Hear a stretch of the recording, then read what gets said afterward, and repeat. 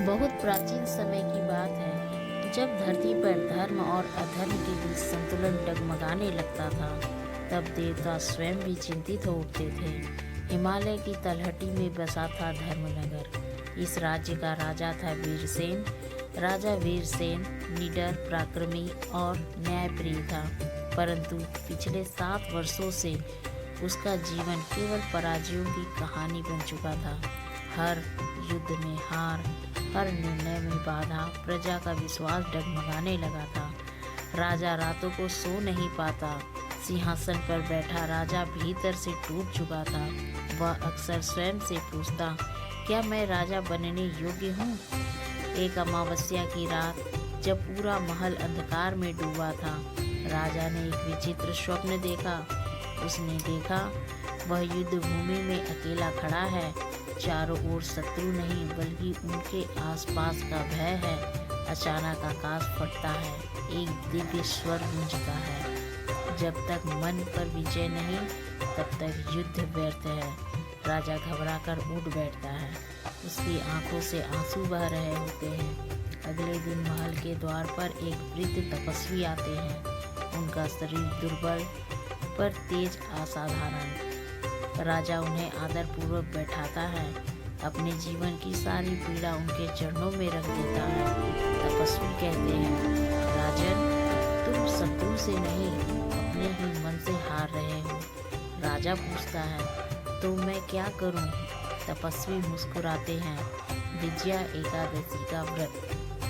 तपस्वी कथा सुनाते हैं, जब भगवान श्री राम लंका जाने से पहले समुद्र के सामने असमंजस्य में खड़े थे, तब भी विजय निश्चित नहीं थी। उसी समय यह एकादशी आई, विजया एकादशी। यह व्रत केवल शत्रु को हराने के लिए नहीं, बल्कि संशय, भय और अहंकार को नष्ट करने के लिए है। राजा ध्यान से सुनता है। 10वीं की संध्या। राजा ने राजसी भोजन त्याग दिया, सादा वस्त्र धारण किया। महल के दीप बुझा दिए गए, केवल विष्णु मंदिर में दीप प्रज्वलित रहा।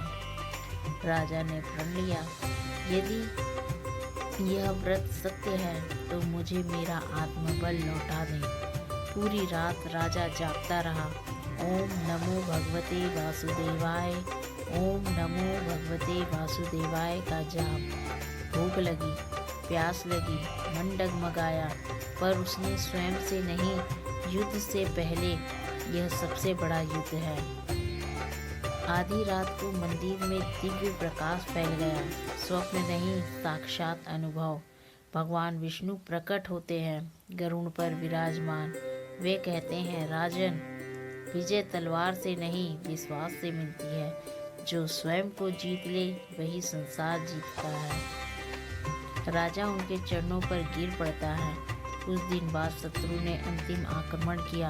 पूरा राज्य भय में था, पर इस बार राजा वीरसेन का चेहरा शांत था। उसकी आंखों में डर नहीं, स्थिरता थी। युद्ध हुआ भयंकर, पर इस पर इतिहास बदला। शत्रु पराजित हुआ। वर्षा हुई, सूखा समाप्त हुआ, प्रजा हर्षित हुई। राजा ने सिंहासन से उतरकर कहा, यह विजय मेरी नहीं, विजया एकादशी की है। विजया एकादशी हमें सिखाती है, हर हार स्थायी नहीं होती। सबसे बड़ा शत्रु हमारा भय है। व्रत भूखा रहना नहीं, आत्मसंयम है। यदि इस जीवन में आप बार बार हार रहे हैं, यदि मन टूट चुका है, तो इस विजया एकादशी पर भगवान विष्णु को याद कीजिए, क्योंकि यह एकादशी विजय की जननी है।